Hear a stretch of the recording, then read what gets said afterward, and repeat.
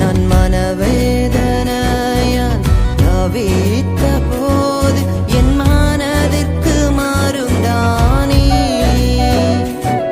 நான் மனவேதனையாய் தவித்த போது என் மனதுக்கு மருந்தானே. என் இயேசுவை போல் யாருமில்ல, அவர் அன்பிற்கிடார் எதுவுமில்ல.